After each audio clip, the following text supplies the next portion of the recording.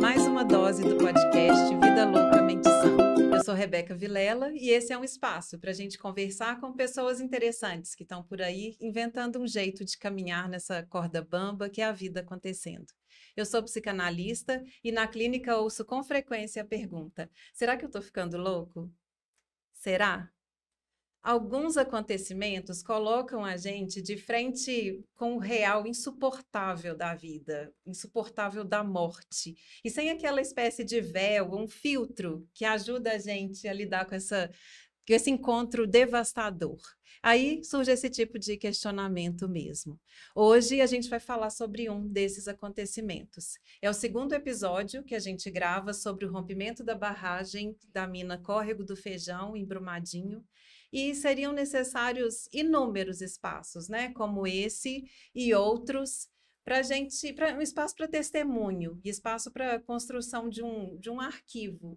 Acho que para abrigar essa história, para acolher e para proteger essa memória, e um espaço também para propostas, para buscar algum tipo de reparação na medida do possível, né? E para abrir caminhos também possíveis para cada um e para um coletivo também. Eu falo que esse podcast é um convite para a gente parar. Mas hoje a nossa palavra, o nosso significante é reparar. Então, eu convido vocês a repararem nisso que escreveu Drummond. O maior trem do mundo leva minha terra para a Alemanha, leva minha terra para o Canadá, leva minha terra para o Japão.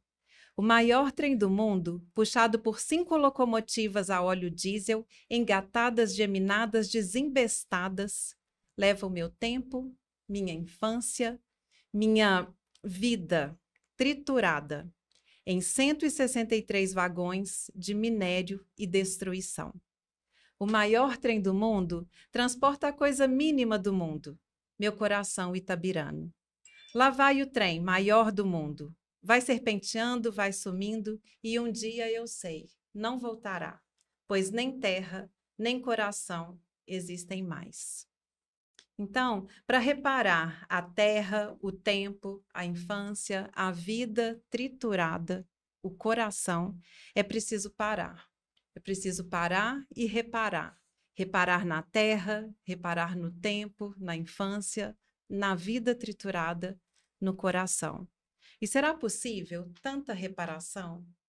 É sobre isso que a gente vai conversar aqui hoje com a Marina, com o Thales e com o Rafael. Eu estou aqui, muito obrigada a vocês estarem aqui com a gente. Eu estou aqui com o livro da Marina Paula Oliveira, O Preço de um Crime Socioambiental, os bastidores do processo de reparação do rompimento da barragem da Vale em Brumadinho, o maior desastre humanitário do Brasil. Eu fui ao lançamento no mês passado, na Faculdade de Medicina da UFMG, e foi bonito demais de ver. Fiquei muito emocionada de ver assim, o movimento que você fez, né? A quantidade de pessoas e o lugar de cada pessoa ali mobilizada por esse trabalho, que é um trabalho atravessado pela dor, mas atravessado também pelo desejo de fazer ciência, pelo desejo de fazer política, pelo desejo de fazer. Foi bonito mesmo, assim. Então eram líderes comunitários, era a comunidade, né, grupos culturais, religiosos e representantes das instituições públicas do país também. Então, tinha Ministério Público, Defensoria Pública, foi muito grande, aquilo foi muito bonito. E parabéns, parabéns. E esse trabalho, gente, o prefácio desse trabalho, quem assina é Leonardo Boff. Como assim? Que pessoa é essa que está aqui, gente? Leonardo Boff, teólogo, filósofo, né, figura emblemática da teologia da libertação, e reconhecido pelo seu trabalho em favor dos direitos humanos, né? Então, Marina, dá um oi para a gente e fala. Esse é um pouquinho do que eu vi, fiquei muito impactada por você, não foi pelo seu trabalho aqui, não, foi pelo que você mobilizou e eu tive o prazer de ver ali, apresentada pelo Thales. É um prazer muito grande estar aqui com vocês, para a gente poder conversar sobre esse assunto, né? Uhum. É um assunto que é muito dolorido, não é todo dia que a gente quer falar e repetir as histórias, mas sempre quando a gente tem as forças, a gente precisa falar mesmo para que isso não se repita, né? Lembrar sempre para que não se repita. E essa pesquisa, né, que originou esse livro, ela surgiu justamente dessa construção coletiva, né? Eu sempre gosto de falar que isso daqui não foi um trabalho individual. Essa pesquisa, até o porquê de fazer essa pesquisa surgiu trabalhando junto com as comunidades atingidas, né? Trabalhando junto pela Arquidiocese de Belo Horizonte e pela Caritas, com inúmeras comunidades quilombolas, indígenas, familiares de vítimas, agricultores familiares, comunidades da zona rural, mas também da sede, e entendendo um pouquinho dos impactos, né, em cada comunidade, que são diferentes, mas que a gente vai aprendendo também a entender melhor. Sim. E depois de um ano de muita luta, de muita tentativa de organização, quando a gente estava começando a entender o que era um rompimento de barragem, as comunidades foram completamente atropeladas por um acordo, né, bilionário, que todo mundo falava que era um acordo as autoridades falavam que era um acordo que ia solucionar o problema, né? Sim. Que era um acordo bilionário, o melhor acordo que seria feito. E o grande problema foi que as comunidades, a gente não teve o direito, né, de participar. As negociações, elas todas ocorreram em processo sigiloso na justiça. Sim. E a gente ia para a porta do tribunal e ficava lá esperando os advogados saírem. E para a gente era absurdo saber que a Vale estava lá sentada na mesa, negociando, falando qual que era a perspectiva dela, e sendo que as comunidades, as vítimas, não podiam nem saber o que era negociação. E a gente ficou pensando, gente, como é que isso vai resolver os nossos problemas se a gente nem apresentou os nossos problemas, sendo que a gente não está nem sendo escutado? E aí nasceu o desejo dessa pesquisa. E que geralmente o processo, né, da pesquisa, às vezes, ele é doloroso também, né? Mas essa daqui não foi muito dolorosa, não, porque foi muito coletiva. Então, várias lideranças comunitárias, né? Elas ajudaram a entrevistar as pessoas, elas ajudaram a agendar as entrevistas, a transcrever as entrevistas, a selecionar as categorias. Então, assim, foi um processo que foi muito coletivo mesmo. E gerou um caldo muito interessante, porque a gente conseguiu entrevistar todas as partes envolvidas, né? Então, a gente entrevistou as comunidades atingidas de Brumadinho, mas a gente entrevistou também as instituições de justiça que participaram do acordo, né? Ministério Público Estadual, Ministério Público Federal, Defensoria Pública Estadual e Defensoria Pública da União, que inclusive abandonou as negociações porque achou que não era legítimo, porque não tinha participação. E também entrevistamos, né, o próprio governo do estado de Minas Gerais, com diferentes órgãos que se envolveram e conduziram as negociações, e inclusive a própria Vale, a Diretoria de Reparação da Vale. Então, a gente entrevistou todos, comparou as categorias, o que cada ator estava entendendo como reparação, para justamente concluir, né, como que cada ator entende o que é reparação de maneira completamente diferente. E o resultado foi isso, né?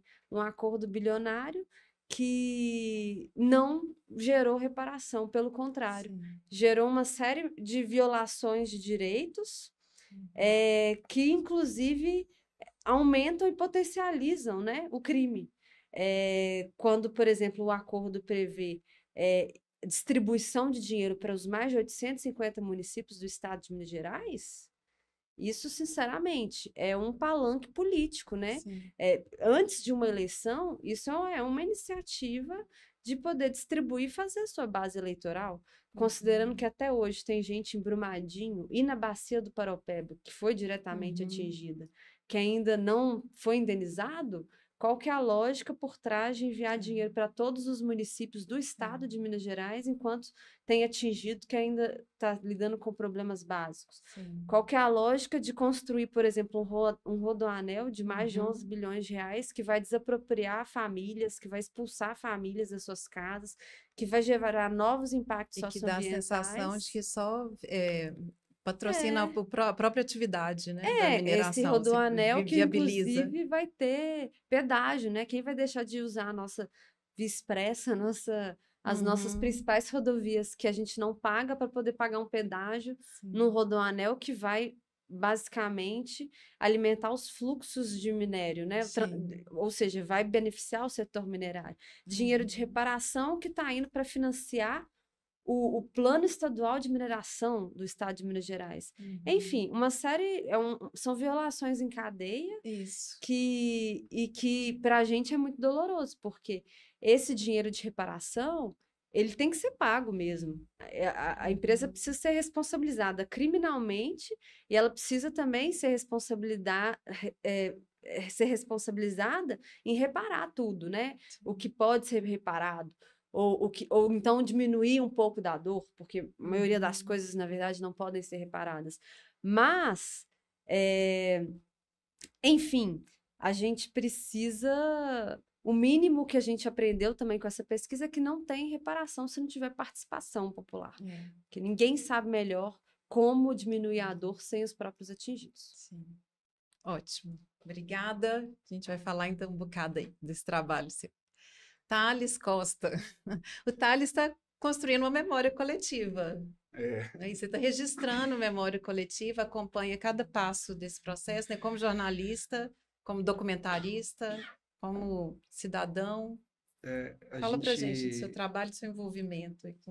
A gente ouviu, a gente tomou um pouquinho a licença ali do psicólogo, né? Da pessoa que acolhe a gente enquanto mídia, a gente também precisa acolher. Eu acho que às vezes a pessoa, mais do que algum ganho, ela quer ser ouvida, né? Ela quer ser... Existe um processo ali. Primeiro fala assim, opa, peraí, me notaram. Me perguntaram como que eu tô, o que que eu tinha e tal. Não para fazer algum dossiê, alguma coisa, mas se importaram comigo. Né? E isso eu aprendi na prática ali do jornalismo, né? Que é totalmente... O jornalismo é viciante, mas ele é muito cruel às vezes, porque ele mostra muita coisa que a gente não quer ouvir, não quer sentir, né? A gente chega em casa e a gente fica assim, nossa, vou ter que voltar amanhã, não pelo desafio, não porque eu preciso de dinheiro ou por algo do tipo, porque eu me machuquei hoje e amanhã eu vou lá que eu vou me machucar de novo. Mas tem uma charge, várias charges na internet afora, que a pessoa tá toda lá com a nuvem nela, a gente chega lá, encosta nela, a gente pega um pouquinho da nuvem dela, parece que ela desabafa um pouquinho, isso é bem legal aí, nessas andanças, tanto por Brumadinho, né, que eu sou de Brumadinho, quanto por Mariana também, Barra Longa e por aí vai.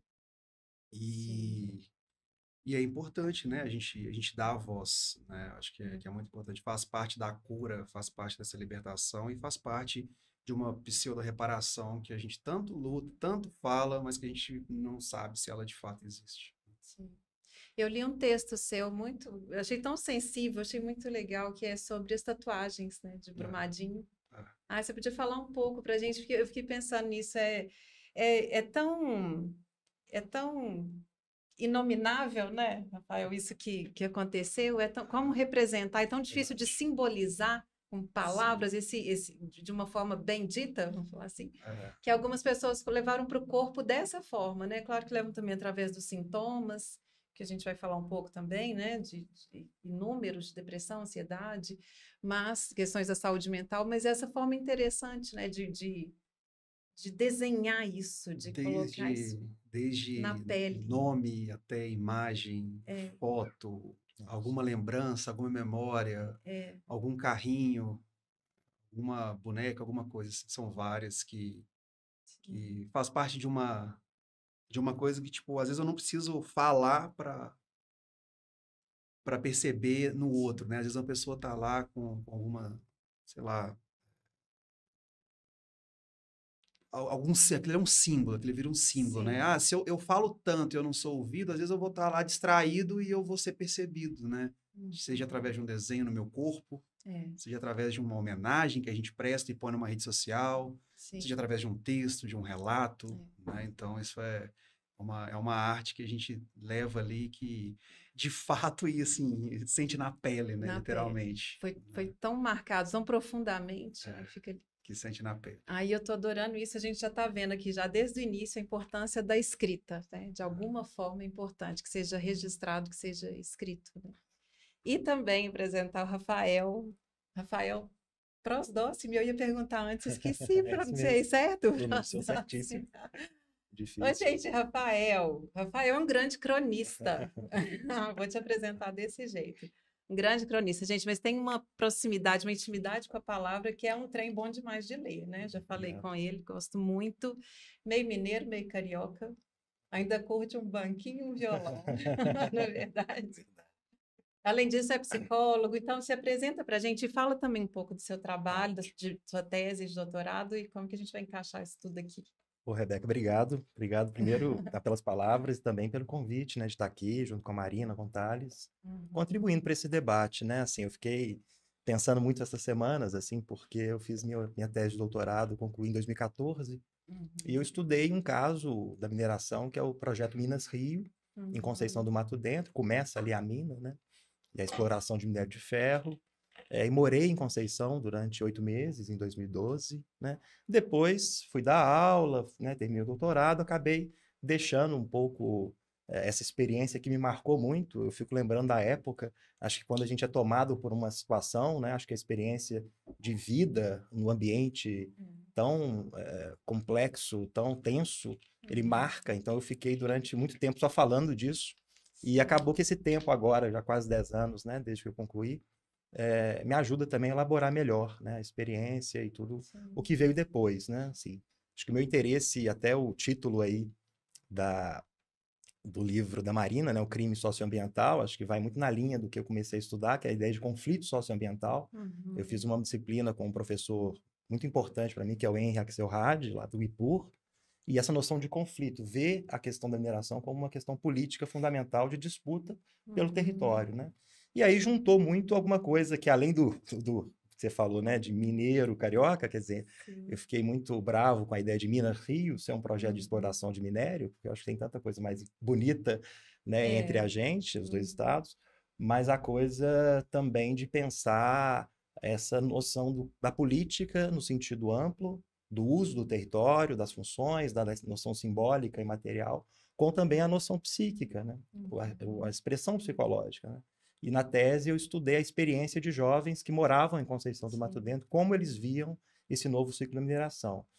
E depois vem 2015, né, 2019, quer dizer, as tragédias, que são tragédias, palavras difíceis, né, porque são produzidas, né, o caso da Samarco e Mariana, você tem relatos ali de que havia o risco ele era de conhecimento da diretoria, né? Então tem uma questão produzida que tem a ver, sim, com o sistema de produção. E aí eu fui ver como que as pessoas viviam isso, né? Então foi muito marcante, assim, essa experiência cotidiana de morar na região. Eu usei a noção de experiência. E depois acabei participando muito de alguns eventos junto com os moradores e fiquei sempre marcado com o que aconteceu depois. Quer dizer, é como se uma tragédia não fosse suficiente, né? Aí vem uma segunda. Estava comentando aqui que a ramificação de Brumadinho pelo número de mortos é imensa, né? E eu dava aula na época em Betim, tive uma ex-aluna que faleceu ali, né? Técnica de enfermagem. Foi uma experiência muito estranha, assim, né? Porque chega muito perto. É um perto e eu não estava perto, né? Assim, mas estava, quer dizer, então está muito perto de nós todos. Né? Então, assim, né? Acho que a gente tem muito para conversar. E eu acho que é importante registrar, escrever, falar, né? De algum modo, a gente estava, né? O Thales estava falando disso, o que não se representa, a gente tenta representar, né? Então, e sobretudo, assim, acho que a experiência da pessoa que mora, né? Do atingido, do morador, né? Acho que como um pesquisador que não é da região, nem de Conceição, nem de Mariana de Brumadinho, mas é mineiro, né? Acho que a gente se toca um pouco pela experiência do outro, né? Em relação a isso que é extremamente violento. Muito, extremamente violento. E para registrar e para deixar isso mesmo, mais uma vez sendo memorado, sexta-feira, 25 de janeiro de 2019, 12 horas 28 minutos. A barragem, elevada a 942 metros em relação ao nível do mar, enfim se rompe. Em poucos segundos, o equivalente a 4.200 piscinas olímpicas, 10,5 milhões de metros cúbicos de rejeito de minério arrastaram o que havia pelo caminho, a uma velocidade estimada em mais de 108 quilômetros por hora. Em menos de 30 segundos, a primeira estrutura foi atingida. 314 trabalhadores operavam a mina do Feijão. 270 foram mortos, 2 grávidas, somando 272 joias. A lama percorreu 300 quilômetros. 26 municípios foram atingidos. As dimensões desse desastre são industriais, né? Elas são angustiantes. E tudo que eu fui lendo, os livros e assistindo documentários e reportagens, vendo esses números sendo repetidos, e eu já estava assim angustiada, e, meu Deus, por que repetir tanto esses números? Eu acho, Rafael, me pareceu assim uma tentativa de fazer caber, no nosso entendimento, isso que não tem cabimento, né? Não tem. Então, quando a gente vai olhando, eu não sei nem dimensionar isso. A gente falou um pouco aqui depois também dos valores, né? A gente comentou antes de começar a gravar sobre os valores dos acordos. Eu não tenho condição de dimensionar nem o tamanho daquela barragem, sabe? Então, parece que é isso, assim, uma tentativa de fazer caber o que não cabe. 272 pessoas, e isso sendo ramificado, como você falou, a gente pensa, não cabe, né? Eu acho Como que tem representar isso? Uma dinâmica assim, dessa experiência, pensando nos familiares, por exemplo, das vítimas, né? Mas pensando na vida que se segue a isso, né? No dia a dia. Sim. Quer dizer, tem uma experiência diária de ter que lidar com uma tragédia ali, né? Que de algum modo tem uma razão, né? Assim, e tem uma razão política, econômica, etc. Mas você pensar na experiência do sujeito que está lidando com isso, e aí quando eu falo de ramificar, é porque depois que aconteceram essas 2 grandes tragédias, eu fiquei pensando tanto de gente que vive, né, abaixo de barragens, em Minas Gerais, por exemplo, que tem muitas barragens, mas em outros estados também, e que todo dia vão olhar para cima e vão pensar o que pode acontecer. Quer dizer, o acontecido do trágico, ele traz uma experiência do luto que você tem que lidar. Mas essa expectativa de uma fantasia sobre algo, ela está vivendo no corpo de um monte de gente, né? Então, assim, e a tristeza é que a gente não vê mudando o panorama desse problema no Brasil, né? Assim, no sentido de maior segurança, né? Eu lembro que há pouco tempo estava se debatendo as próprias empresas fazerem o licenciamento ambiental, né? Sem ter que passar por, né? Então, assim, acho que é um pouco isso. Os números vêm para tentar dar conta do que não se dá conta. Principalmente dessa dor, dessa angústia, desse medo, dessa incerteza, como dimensionar isso, né? Então, eu queria pedir, nesse sentido que você está falando, Rafael, eu queria que vocês 3 ajudassem a gente antes de falar desse acordo judicial de reparação integral de danos, né? É bem pretensioso, né? A gente está falando que já desde o início da dificuldade de reparar, se é possível, agora uma reparação integral de tantos danos. Mas antes de a gente falar sobre isso, eu queria que vocês falassem um pouco sobre os impactos da mineração para a comunidade que está ali no entorno. Acho que é muito a área de estudo de vocês, de interesse também, né? Contextualizando, assim, nisso, numa lógica capitalista, falar um pouco sobre minério e dependência, vamos bater um papo aí desse aspecto. Eu acho que existe um impacto diário ali em comunidades que vivem nas proximidades das mineradoras, né? Poeira, barulho, né? E até hoje, volto a falar sobre Brumadinho, existe um terrorismo um pouco psicológico que no dia 25, a sirene não tocou. Mas hoje, todo mês, ela toca, né? E tipo assim... Isso é pesado, né? É pesado para quem tá ali, é pesado para quem perdeu alguém, não é... Ela toca para mostrar que... Um teste, como se fosse um teste, né? Existem os motivos deles e todas deveriam tocar, faz parte de uma segurança dali. Só que... Mas quando precisou... A barragem tocar a sirene tocar é uma coisa, a pessoa conseguir ir para uma zona de autossalvamento é outra. Né? Totalmente diferente. E, especificamente falando sobre Brumadinho, é impossível chegar. Ia tocar para totalmente protocolar, né? Nada para fazer alguma diferença, para salvar alguma vida, enfim. Mas a sua pergunta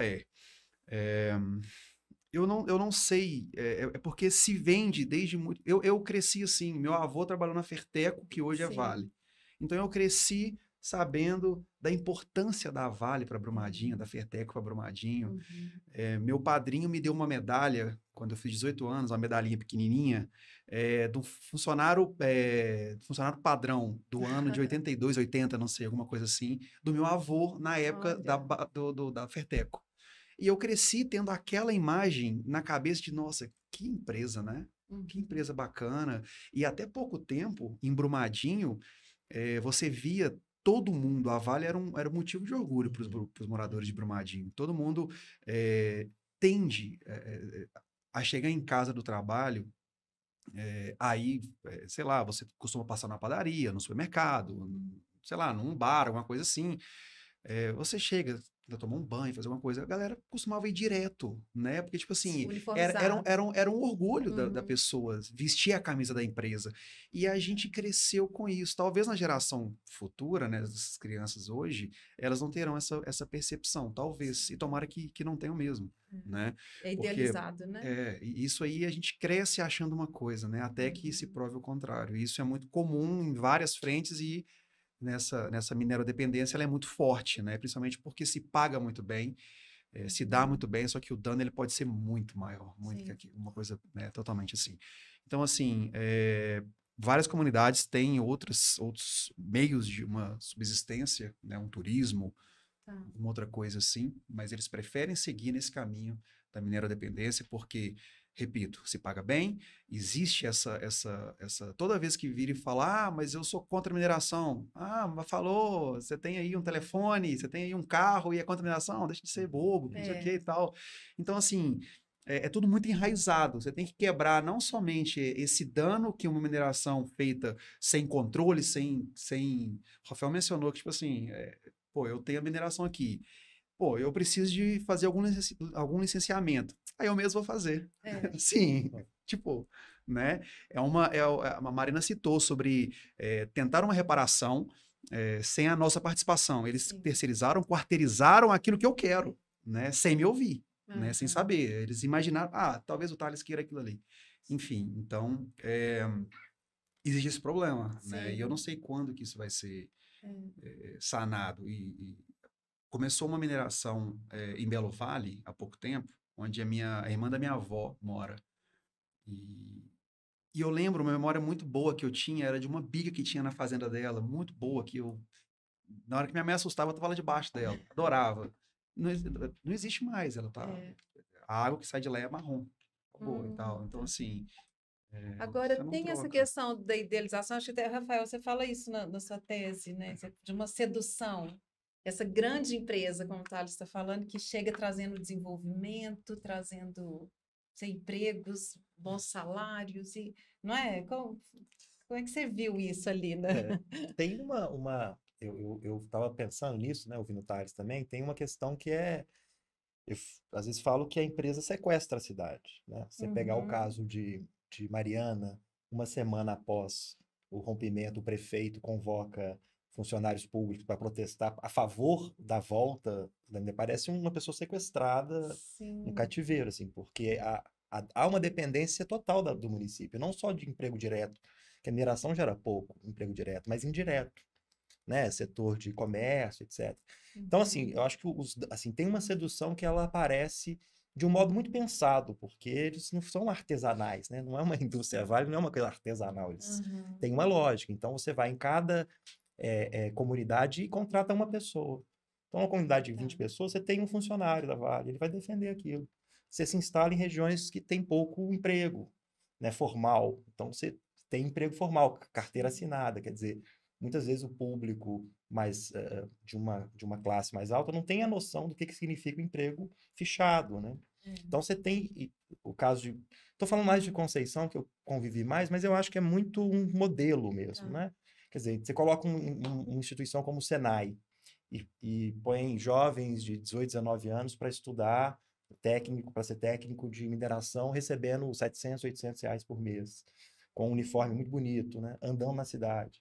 Então, você vai seduzindo de várias formas, você manda os técnicos para as escolas para dar aula sobre educação ambiental. A Vale faz isso muito bem, né?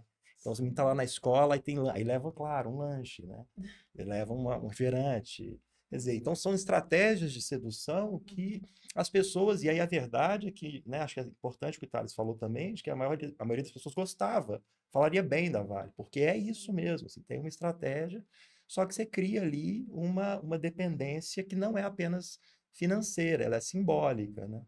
A cidade muda, né? Então, eu acho que... E o dano da água, eu queria só falar disso, a questão da água, né, a mineração de cava aberta, que é a maior parte que é feita, quer dizer, ela rebaixa o lençol freático. Então, se altera completamente o sistema hídrico, né, da região. Então, a coisa vai afetar quilômetros a distância.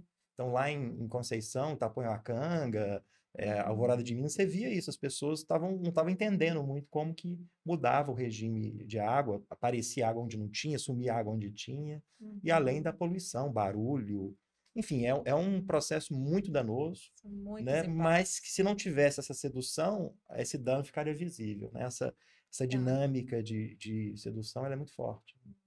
Eu acho que a questão da minerodependência, o que é mais cruel é criar, né, essa ilusão de uma dependência mineral, enquanto você também sufoca os outros setores e não deixa que os outros setores se desenvolvam.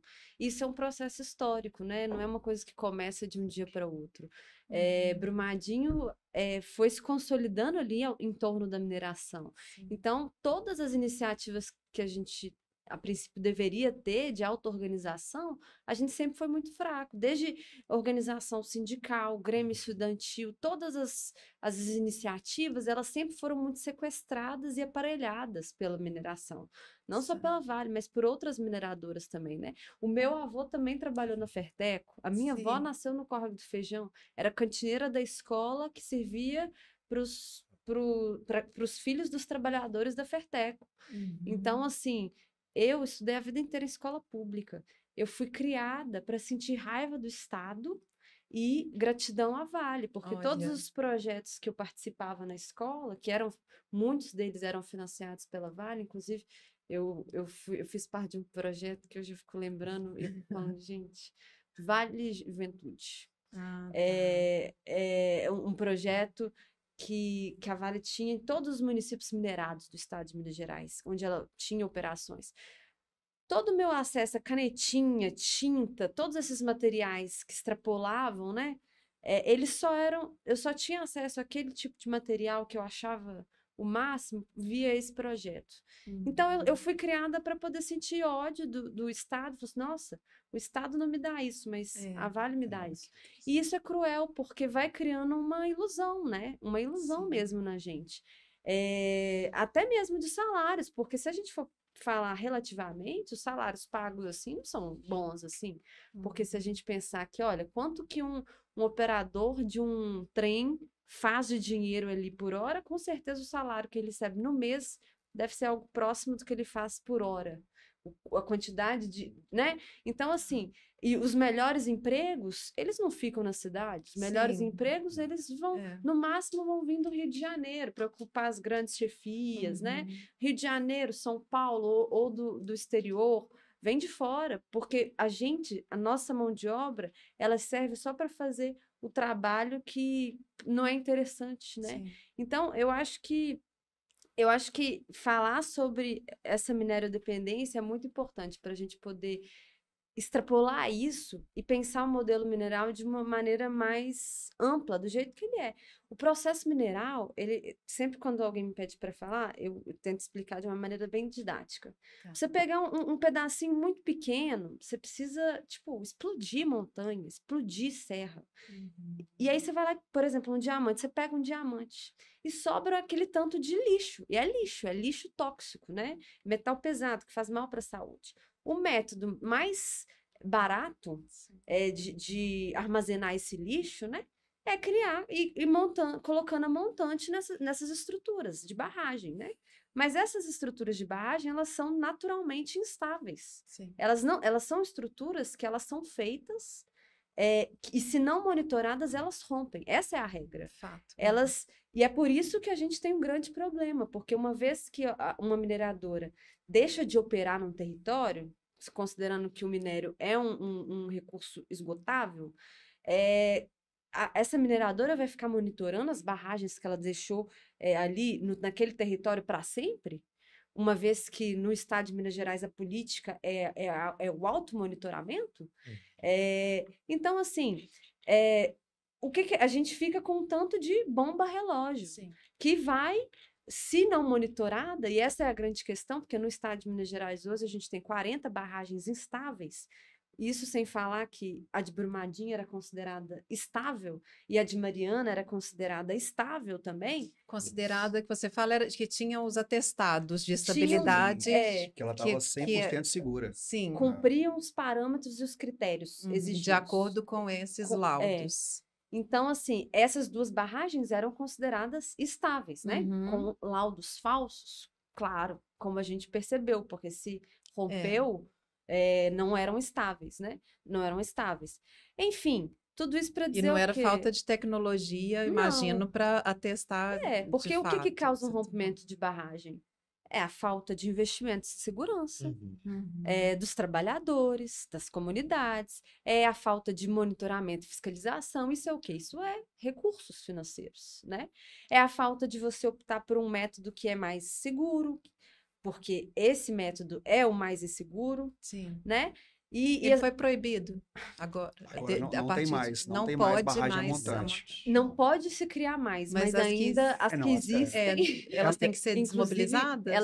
Elas têm que ser descaracterizadas, mas é isso. Eles tinham um prazo que já passou e agora já conseguiram uma extensão de mais alguns anos aí para poder fazer a descaracterização. Mas, enfim, tudo isso para dizer o quê? Para dizer que é isso, a gente está lidando com um problema que não é só nosso, não é um problema local, ele é fruto de um modelo predatório de mineração que coloca o lucro acima da vida. E também eu acho sempre importante e responsável também destacar que o rompimento da barragem, ele é a ponta do iceberg. Mas fora esses rompimentos de barragem que já aconteceram, que foram muitos, não foi só Mariana, não foi só Brumadinho e tal, a gente já teve em Macacos, a gente já teve em Itabirito, a gente teve vários outros. Minas Gerais, acho que são 350 barragens, não é isso? Acho que 40% das barragens que eu vi para um outro... Eu não sei direito quantas barragens no total. Eu sei que instáveis são 40. Mas assim, a gente tem um problema que é muito grave, que é sistêmico, e que a gente precisa de soluções que sejam estruturais. Mas o que a gente vê é o quê? É o Estado se aliando ao setor da mineração e agora virou negócio, né? Qualquer problema de mineração... deu um problema aqui na barragem em Macacos, vamos fazer um acordo aqui, faz um conchavo, estabelece um preço. Brumadinho, vamos fazer aqui. A repactuação do Rio Doce, vamos fazer um grande acordão aqui. E isso virou agora uma metodologia de resolver esses conflitos. E como eu falei, o rompimento de barragem, ele é a ponta do iceberg. Fora... a gente está falando de muitas comunidades que são atingidas pela mineração, que sofrem os impactos da mineração e que às vezes não são nem reconhecidas, não tem nem direito à assessoria técnica e que lutam para ter isso, né? Tem Conceição do Mato Dentro, tem Barão de Cocais, Itabirito, tem uma série de cidades, né? Uma série de empresas também, que não é só a Vale, apesar dos grandes crimes que a gente tem a referência, a principal responsável aqui é a Vale, mas assim, a gente tem várias outras empresas, BHP Pilton, Anglo-América, e a gente pode citar várias outras, né? Que se aproveitam pelo fato da gente ter uma legislação mais frágil para poder aprofundar as violações que fazem. Pergunta se a Vale viola lá no Canadá, onde ela opera, lá no Canadá, igual ela viola aqui. Viola lá? Viola, porque é lógico, o lucro dela se potencializa quando ela viola direitos. É assim que funciona no capitalismo. Precariza o trabalho, precariza a segurança, mais lucro. Agora, com certeza, ela se aproveita das nossas fragilidades, da nossa falta de Estado, para poder aprofundar as violações. E na África, com certeza, muito pior do que na América Latina. Posso só ilustrar uma coisa aqui, a partir do que a Marina falou?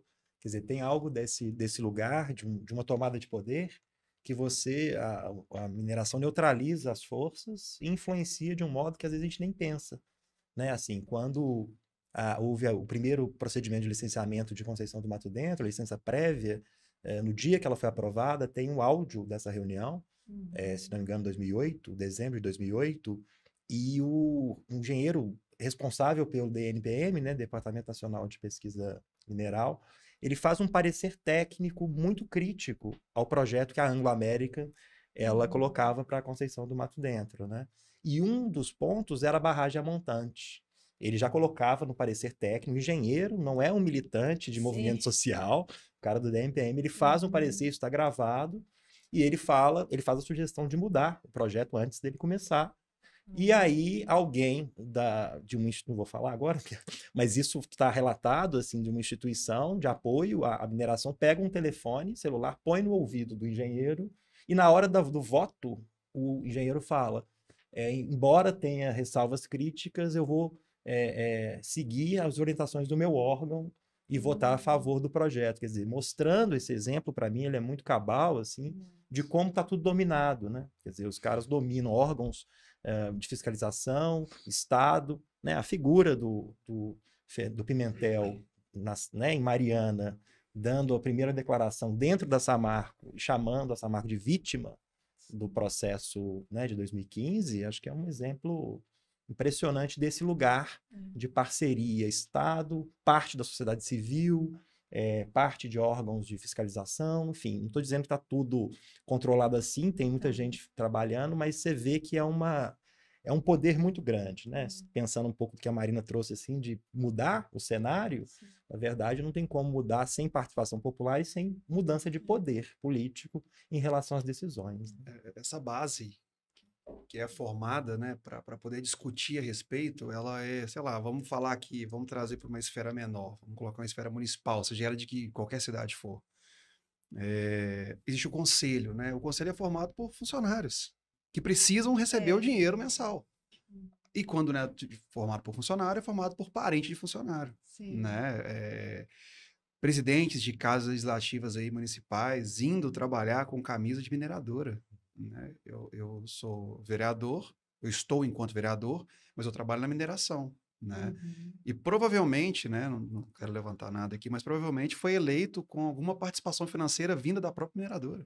Então, assim, e o que a Marina fala, o ato da barragem se romper, ele é o último estágio de todo um processo que envolve toda uma cadeia ali, inclusive não, né? Principalmente corrupção, várias quebras de direitos humanos, cara, várias quebras de sei lá, são coisas que causam revolta mesmo, porque a gente sabe e o que me desanima um pouco é que eu nem sei se a gente vai conseguir, né, não falar de outra barragem futuramente, eu não sei só Brumadinho e Mariana, né? Porque até então, o Fábio... Era Mariana, nunca mais, né? O Fábio entrou para a Vale, para ser presidente da Vale, com o discurso de Mariana nunca mais, né? O Fábio, ele tinha pelo menos uma remuneração milionária na Vale, né?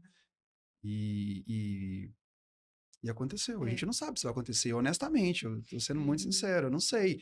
Recentemente, eu vou até olhar aqui a cidade que foi, com alerta de novo, acho que Santa Bárbara, se não me engano. Santa Bárbara, né? Com alerta de novo. E é a parte do terrorismo psicológico. Você tenta, às vezes você tenta não consumir, você tenta não pensar naquilo, mas, cara, se acontecer, aquilo ali vai estar em cima de você, vai estar em cima de alguém que você gosta. E, tipo assim, e cada vez mais isso deixa de ser número, isso passa a ser, tipo assim, sei lá. Conversando com você ontem, Rebeca, acho que ontem mesmo, eu até citei sobre a Boate Kiss, né? Sim. Claro que a gente tem a gente se coloca no lugar do próximo, a gente se coloca no lugar de um pai, de uma mãe, de um irmão, de alguém assim, a gente tem essa empatia. Só que ela estava muito longe para a gente se preocupar, porque para nós esse número seja muito mais ilustrativo. Sim. Mas quando a gente dá um zoom, quando a gente puxa para dentro assim, a gente está falando de um pai, né? De uma mãe, de alguém assim. Então, tipo assim, opa, pode ser minha tia. Opa, pode ser meu primo. Ah, pode ser um amigo meu. Nossa, pode ser um pesque-pague que eu adoro ir final de semana com meu tio. Vai passar por cima dele, né? Então, assim, vai ganhando nome, cor, CPF, vai ganhando um registro ali. que vai te... Que é único, que é né? único, que é único para cada um que vive aquela É. experiência, né? Então, assim, é um processo que vai passar por cima de tudo. É um sistema que foi feito desde a época, desde Cabral, né? Para passar por cima de tudo, né? É desde Sim. Cabral. A gente sabe muito bem disso e está aí até hoje. E você está falando, Thales, me lembrou de novo, ela me remeteu ao seminário, ao lançamento do livro da Marina, que foi uma mãe, ela estava ali representando a Vabrum, esqueci Andresa, e ela falou isso, né? Colocaram um preço no meu filho. Inclusive, o filho dela é o Bruno, que era apaixonado com a Vale. Apaixonado. Louco com a Vale. Louco. Era o emprego do sonho. Ele era engenheiro, né? Eu conheço a Andressa, não conheci o Bruno, mas eu conheço ela. E ela já falou em alguns discursos. Teve até a Fenabran, se eu não me engano, no Expo Minas, que nós fomos, a Andressa estava, e ela, em sua fala, ela falou: meu filho esteve aqui ano passado, com a camisa da Vale. O orgulho imenso, né? Assim, é uma coisa que é feito para tumultuar, e tumultua a cabeça da gente, a mente da gente, o corpo da gente, a vida da gente, tumultua tudo. Um sistema totalmente feito para tumultuar. É preciso dar nome mesmo a essas pessoas, né? Cada um. E, bom, Marina, você falou sobre a questão de um lixo, né? Então, a gente implode uma montanha para tirar um brilhante, um diamante, e o que sobra é um lixo.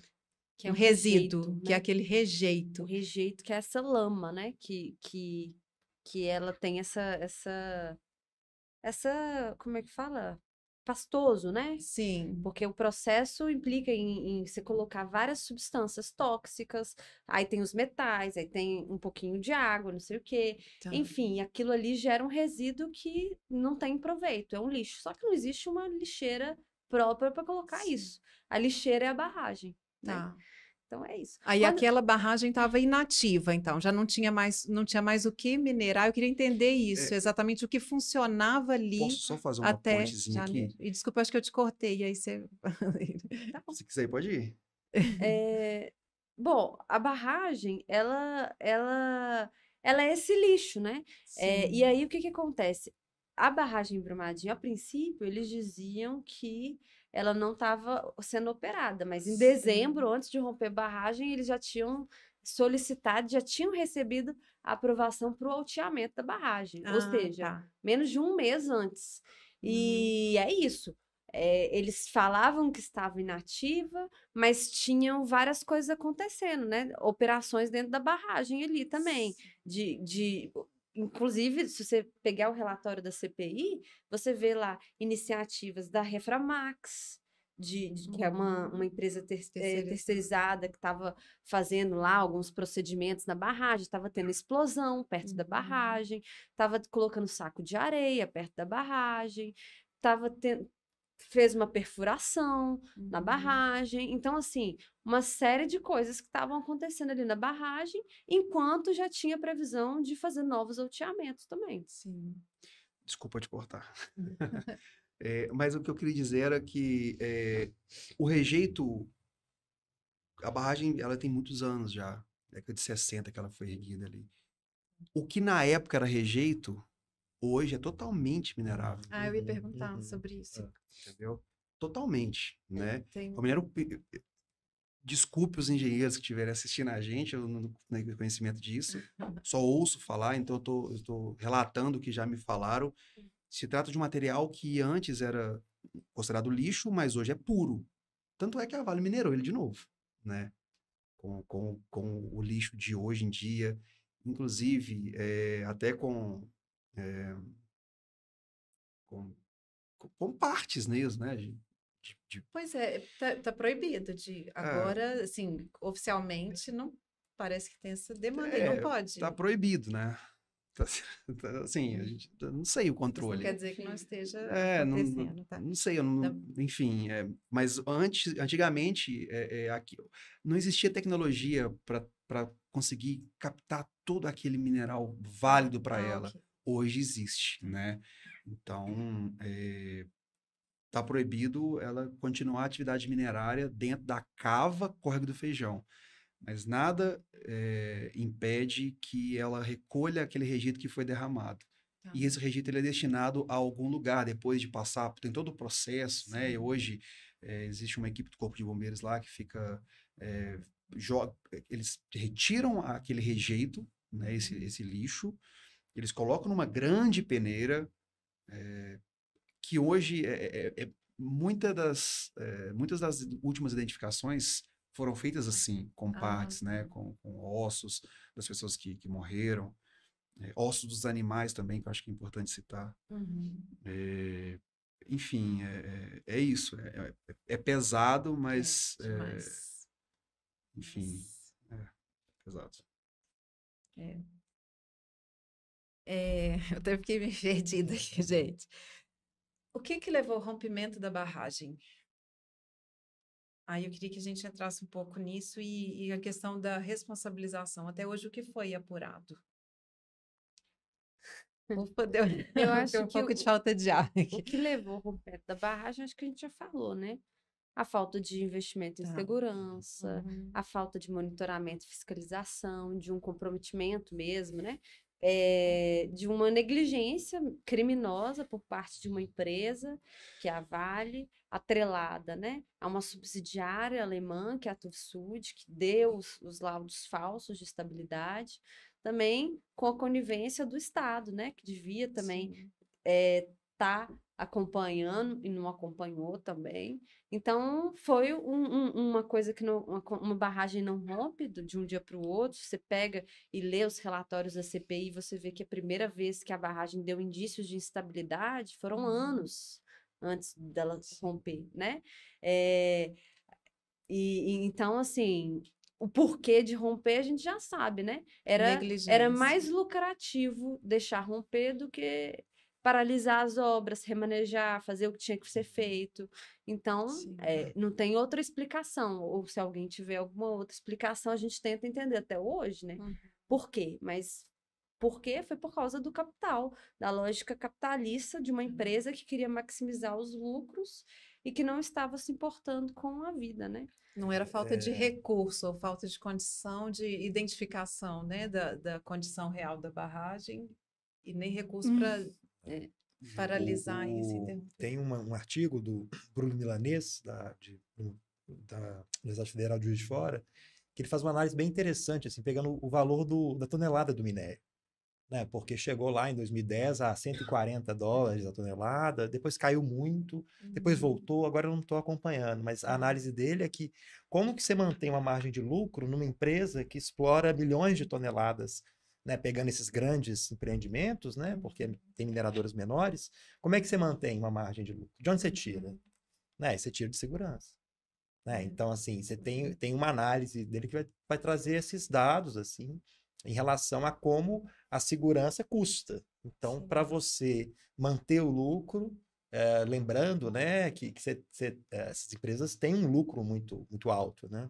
Mesmo pouco antes dessas tragédias. Então, você tem ali, quer dizer, você tira da segurança para manter a margem de lucro, né? Então, é isso mesmo, acho que o que a Marina falou mesmo, assim, quer dizer, não é uma negligência, eu fico, assim, pensando muito, né, gente, assim, a gente usa palavras que denotam uma espécie de natureza, né? Aconteceu, ocorreu, espero que não aconteça, tragédia, desastre, e a gente usa, né, assim mesmo, eu também uso. Mas, assim, é pensar que é uma produção mesmo, um desastre produzido, né? Não é... Tem um amigo que ele fala que tem uma forma muito simples de impedir qualquer rompimento de barragem. Você põe a sede da empresa embaixo da barragem, nunca vai romper. Quer dizer, não é um rompimento aleatório, né? Tem uma produção dessa insegurança e da incerteza pelo lucro. Sim. E quando as pessoas veem a gente falando assim, às vezes você fala assim, você é contra a mineração. E eu acho super engraçada essa pergunta, porque o que acontece? Eu não sou contra a mineração, eu sou, inclusive, a favor de uma mineração com soberania popular, porque eu acho que o povo, ele tem que ter centralidade, né? Eu quero desenvolvimento, mas para ter desenvolvimento tem que ter água, para ter desenvolvimento tem que ter vida. O desenvolvimento, para ter desenvolvimento, você não precisa sacrificar gente, né? Então eu acho que E então, o que que eu quero? Eu quero que os recursos naturais, eles são, assim, recursos naturais, coletivos, comuns. É do povo de Minas Gerais. Isso não é da Vale. Isso não é do governo Zema. Isso é do povo, né? Então, esse processo, ele tem que reverberar em ganhos, em benefícios, também para o povo desse estado. E não simplesmente eles, né, privatizarem os lucros e socializarem só os danos, né, e os prejuízos com a gente, porque é isso que acontece, né? Eles vão, retiram todas as riquezas, levam, levam, como escreveu Drummond, né? Leva para a Alemanha, leva embora, né? E a gente fica com lixo, não com pagam rejeito. nem imposto, só negam imposto, vendem a preços muito inferiores para as próprias subsidiárias que estão em sedes lá na Suíça, ou para sonegar imposto e depois sim, depois vai vender com o valor justo do mercado. Então, assim, volta para a nossa cidade, pinta um meio fio de branco e quer tentar mostrar que isso é desenvolvimento. Então, assim, eu acho que para a gente poder pensar em mineração hoje, a gente tem que pensar em mineração com soberania popular, com o povo participando do processo, ajudando a definir e participando de maneira verdadeira, não essas farsas que são os licenciamentos que são implementados hoje, né? Que são simplesmente protocolos para serem seguidos sem escuta verdadeira, que são atropelados, que são feitos ali só para poder passar e dar o checklist, né? Laudo, checklist, mesmo se for um laudo falso. Tem que ter uma assembleia com a comunidade, faz a assembleia, não escuta a comunidade, não tem poder de fala, não tem... Enfim, isso tudo a gente precisa repensar isso. E mineração com soberania popular é o mínimo, né? E também isso não devia ser uma coisa utópica. Isso é uma coisa muito básica. E eu vejo assim, né? Para mim, a Vale, ela tinha que ser, e se ela fosse, né, do Estado brasileiro, talvez o enredo poderia ser outro. Porque quando a gente tem investidores de tudo enquanto é lugar, que não está nem aí, nem pisa aqui, não tem responsabilidade nenhuma com o território, que só quer mesmo lucro, né? Que não tem o povo para poder cuidar, a gente vê o que acontece com as multinacionais.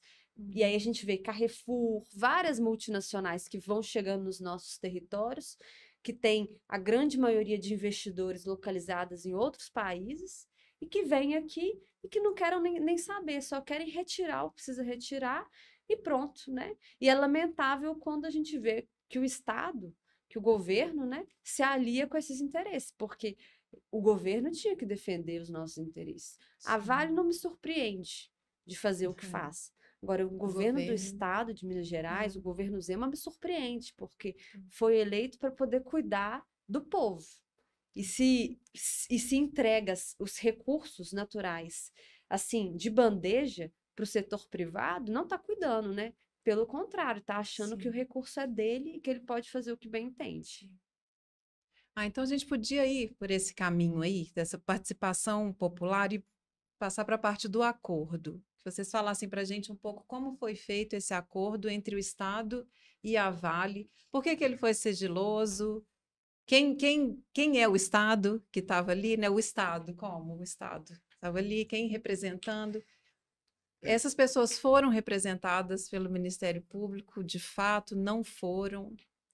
Eu acho que... Explica aí como é que se deu essa história dentro da minha ótica, eu também não posso chegar e posso falar que o Estado não ouviu ninguém, porque eu sei que ouviu algum grupo. Pode ser que não tenha sido o meu grupo, pode ser que não tenha sido o grupo da Marina, mas também não vou ser responsável de falar que não ouviu grupo nenhum, né? Pode ser que sim, talvez o grupo que interessa o próprio Estado, ou talvez um grupo do Estado, ou da Vale, ou sei lá que grupo que foi esse. Mas eu acho que toda a tratativa ela foi muito baseada no primeiro grande acontecimento. Vou citar isso porque parece coisa boa, né? Da primeira grande tragédia aqui de Mariana, né? No final de 2015. Então se criou uma fundação para poder gerir, né, toda a reparação e por aí vai. E aí acontece de Brumadinho. E aí eles estavam um pouco perdidos de como que eles podem fazer, porque, vamos pegar por laboratório, vamos ver algo que já está em andamento, né? E com todo respeito aos funcionários que passaram por lá e trabalharam e fizeram, por aí vai, só que era algo muito novo, nunca tinha acontecido isso. Você né? fala de Mariana? De Mariana. Então, eles erraram muito. Sim. E chegou em Brumadinho. Né? E várias pessoas que tomaram as decisões lá atrás passaram a tomar novas decisões. Só que seguiram o mesmo fluxo. E isso também faz com que os erros sejam repetidos. Né? É desde não ouvir aquele senhor que acorda todo dia de manhãzinha para ir colher o leite ali perto da casa dele, é para não ouvir o carinha que tem um supermercado, ele tem a vendinha dele, é não ouvir o dono do bar, o que ia pescar, é não ouvir os remanescentes quilombolas, é não ouvir alguma comunidade, sei lá, uma comunidade indígena, alguma comunidade, sei lá, mais tradicional, enfim, é não trazer eles para dentro do processo, né? E aparentemente, dentro da minha ótica, se isso aconteceu, foi uma forma protocolar, foi para cumprir uma obrigação, né? Me fala se está certo o que eu li, que eu vi, que Mariana foi um acordo mal feito. Considera-se que Mariana foi um acordo mal feito. Certo. Quando chegou em Brumadinho, que não era para acontecer, né? Que era Mariana nunca mais, mas quando chegou em Brumadinho, então pelo menos um acordo bem feito, vamos tentar, em Brumadinho. Aí veio o Ministério Público e teve a iniciativa desse acordo, é isso? Pois é. É tudo muito relativo, depende do ponto de vista que você vê. É por isso né? então, que eu fui pesquisando assim, em audiência pública, lendo aqui, lendo lá. Então o Ministério Público já falou: espera aí, deixa eu tomar conta aqui para não acontecer de novo como foi em Mariana. Talvez para os governantes, sim, um acordo bilionário, né? Excelente. Né? Dentro do ponto de vista do governo ali, talvez seja uma coisa maravilhosa. Vai garantir minha reeleição. Né? Eu vou conseguir prometer isso aqui, eu vou conseguir levar a tão sonhada, sei lá, usina para uma cidade lá, sei lá para Nanuque, norte de Minas. Vou conseguir levar para lá. Para mim vai ser ótimo. Agora, para quem foi... É porque é muito complicado fazer o meia-culpa aqui. É muito complicado. Thales falar uma coisa tão ampla assim, sendo que a minha realidade ali em Brumadinho é outra, entendeu? Não que o Thales quer tudo para ele ou para a comunidade que ele vive ali. Mas é um pinguinho de justiça, assim, sabe? Acho que seria mais importante também. E não é pedir muito, né? Pedir para ser ouvido não é pedir muito. Tem uma questão que ela vai repetindo também, porque tem uma tristeza também da repetição. Quer dizer, tudo mais ou menos se repete, né? Sim. E uma repetição é dessa escolha por tax, tempo de ajustamento de conduta, por acordos feitos pela cúpula do Ministério Público, com o Estado, com a empresa, quer dizer, evitando o conflito judicial, inclusive. Né? Então, se faz de tudo e para louvar, então a empresa se compromete por um TAC a financiar uma instituição para dar apoio aos moradores. Quer dizer, você tem uma escolha política pela mediação de conflito é uma área super importante, mas ela é muito sugada por uma dinâmica para evitar que o dano seja exposto. Quer dizer, ao expor o dano, você vai ter que reparar de um modo justo. Então, você faz uma cúpula, você pega as pessoas de uma certa elite burocrática, estatal, e até com uma certa participação de alguns grupos, e você define parâmetros, né, estabelece critérios, e isso muitas vezes sem participação de fato popular. Porque a participação popular de alguma forma, explicitar conflito. Né? Então, tem um artigo muito interessante desse professor, o Henrique Selhad, num livro organizado pelo André Azuri, que ele vai dizer como que essa técnica de mediação de conflito virou uma espécie de chavão que as empresas mineradoras vão sempre querer para poder, de fato, impedir que o conflito apareça. Então, você vai fazendo acordo ali, acordo aqui, de algum modo o governo fica satisfeito, a empresa satisfeita, né? O Ministério Público muitas vezes louva esses acordos como se fosse a coisa mais revolucionária do mundo, e o povo Você evita o júri popular, né? Você evita que chegue, né, de algum modo, a uma explicitação de dano. Que seja exposto, de fato. Porque antes de ser julgado, você faz um acordo, né? Então, assim, agora eu não acompanhei tanto o caso de Brumadinho em relação a isso. Agora, o que a gente tem, de fato, são repetição de estruturas, de domesticação de conflito, né? E até trazer valores também, Rebeca, é um pouco complicado, porque são tantos números que a gente acaba se perdendo nisso, né? Eu posso falar um valor de uma coisa, sei lá, trazer aqui 6 bilhões de uma multa, alguma coisa de outro, de algum outro termo, de alguma outra coisa. Sei lá, vai ser um montante de dinheiro que, no final das contas, a primeira pergunta foi assim, o que é reparação? Se ainda a gente se discute o que é reparação, como que eu posso estar trabalhando com bilhões aqui, sendo que eu não sei nem o que é o negócio na mais pura essência ali, talvez até numa pergunta distraída mesmo, do que, pô, o que é reparação? Pô, beleza. É porque assim que você souber que é reparação, tem muito bilhão aqui para você tratar, mas primeiro descobre.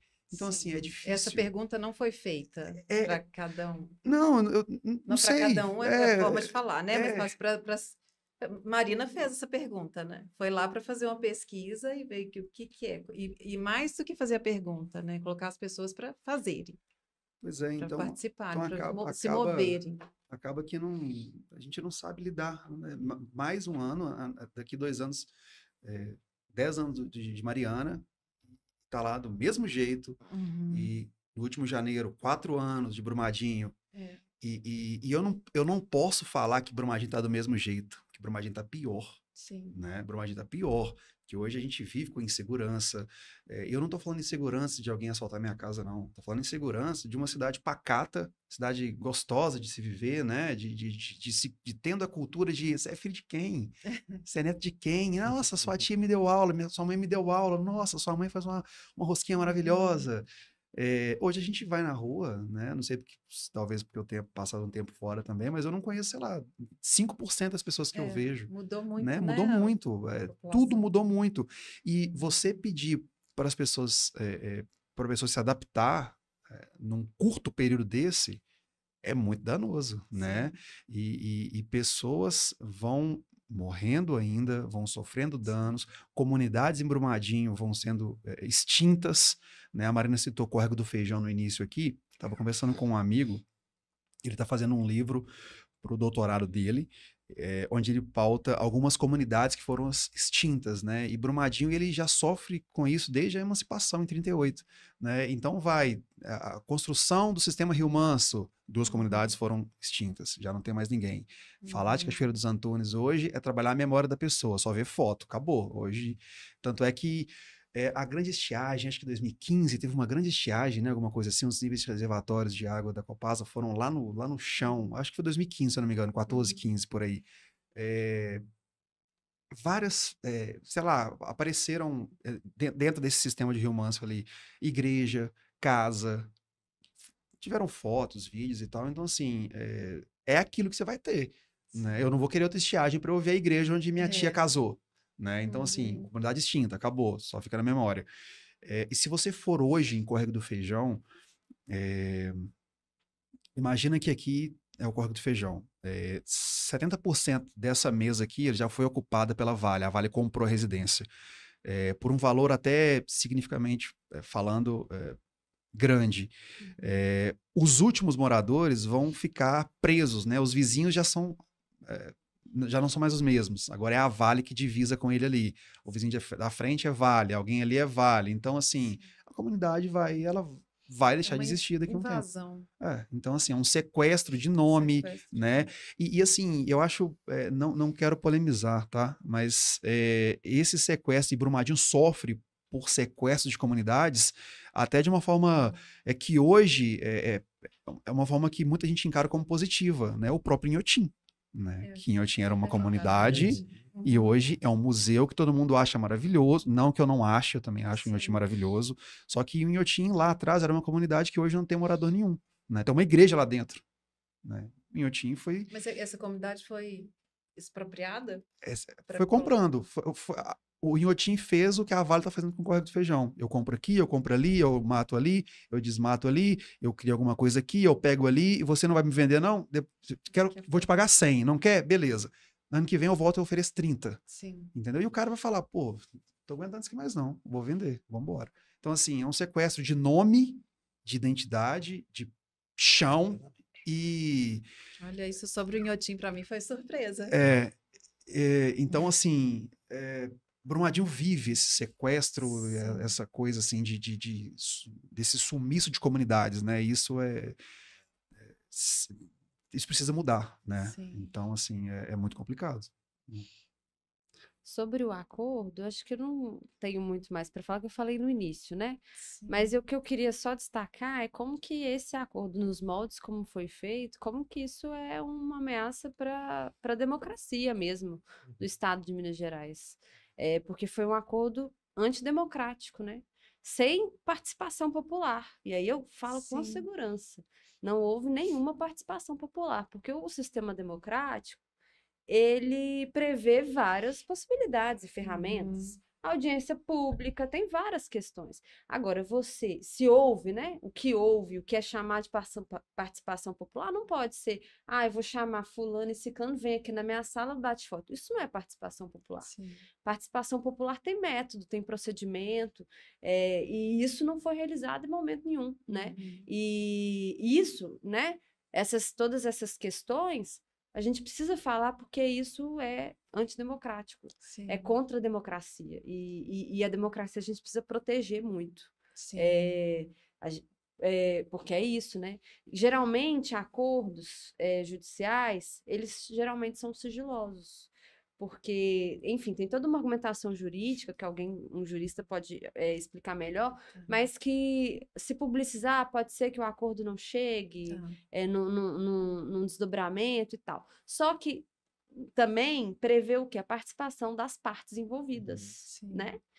Nesse caso, nem todas as partes envolvidas participaram do acordo. Foi você retirar uma parte de interesse, né?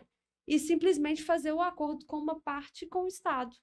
Sim. E a outra parte foi excluída, né, do processo. E ainda é bom ressaltar também que essas questões de acordos sigilosos, elas funcionam quando a gente está falando de casos que não são de interesse público.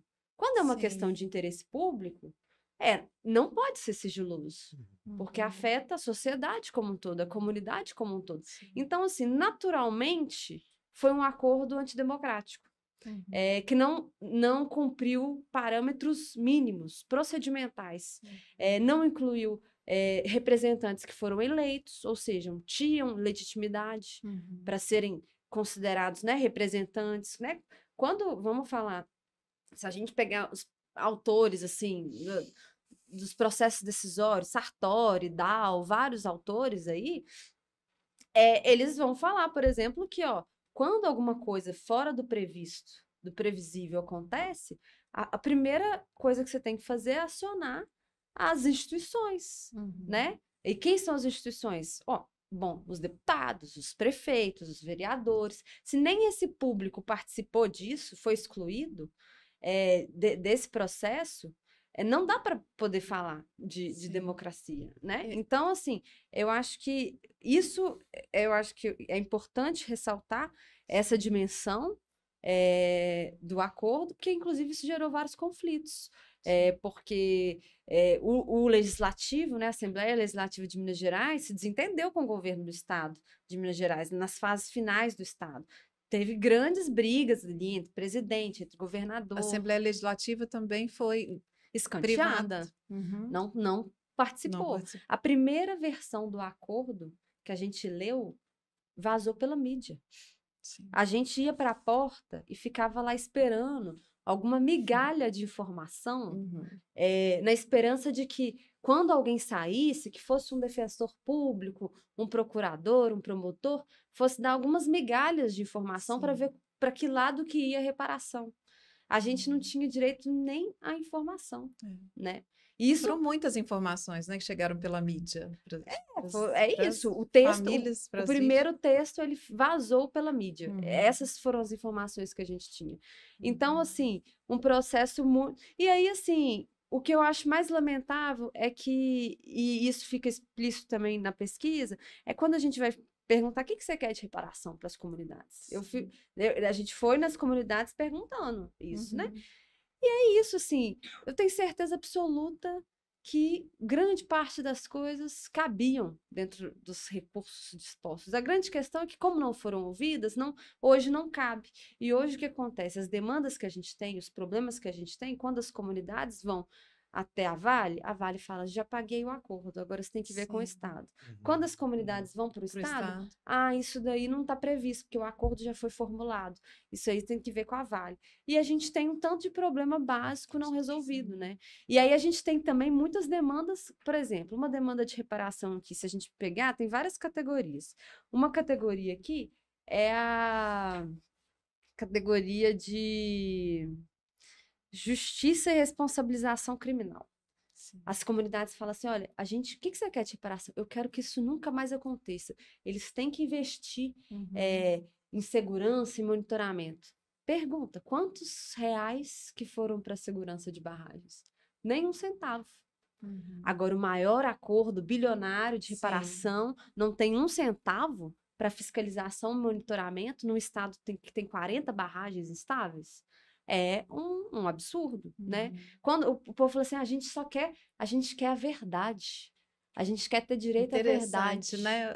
E reparação, a gente está cansado de ver propaganda, de ver a Vale comprando tudo, fazendo o que bem entende e colocando as propagandas que quer.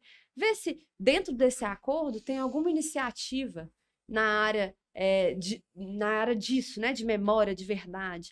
É claro que tem, assim, tem alguns pacotes, né, que vão ter lá, que dizem, né, que vai ter possibilidade de submissão de projetos, não sei o quê, mas isso não está garantido.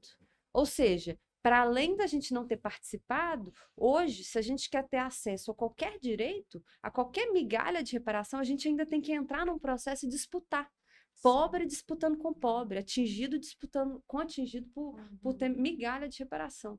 Porque não houve uma construção coletiva. E tinha possibilidade de ter. E isso é importante falar. Porque existem vários mecanismos e ferramentas que estão aí, audiências públicas, várias possibilidades. Uma CPI instalada que não foi aproveitada, que não foi ouvida, com relatórios quilométricos, né? Tudo isso foi descartado para poder construir isso. E a gente tinha a possibilidade de ter um acordo mais interessante para as comunidades. E hoje, como que essas comunidades se organizam? Têm se organizado? Então, as comunidades, cada comunidade costuma ter comissões de atingidos, né? A gente está falando, se a gente parar para pensar que a gente está falando de 26 cidades atingidas, a gente está falando de 1 milhão de pessoas atingidas ao longo, né, de Brumadinho e da Bacia do Paraopeba. Ao longo, né, de toda a Bacia do Paraopeba, as comunidades vão se organizando por comissões e por regiões. Então, tem reuniões semanais, com assessoria técnica eleita, e aí tem comissões por temas, né? Eu, por exemplo, eu faço parte da comissão de Brumadinho, porque aí tem vários núcleos também, faço parte da comissão de meio ambiente e saúde, e vou acompanhando algumas discussões, assim. Mas é isso, ser atingido requer também uma carga horária de trabalho não remunerada, exaustiva, que a gente já não suporta mais, né? Porque são mais de 4 anos. No início eram, vamos falar de umas 2 reuniões por dia. Hoje a gente tem aí, eu, por exemplo, tenho umas 3 reuniões por semana. É isso. É muita coisa. E aí tem temporada que a gente não tá querendo saber mais, porque a gente não vê resultado, a gente só vê violação, não tem dificuldade em encontrar aliados. Então, é isso. Mas também é uma luta de longo prazo, né? Que a gente precisa também...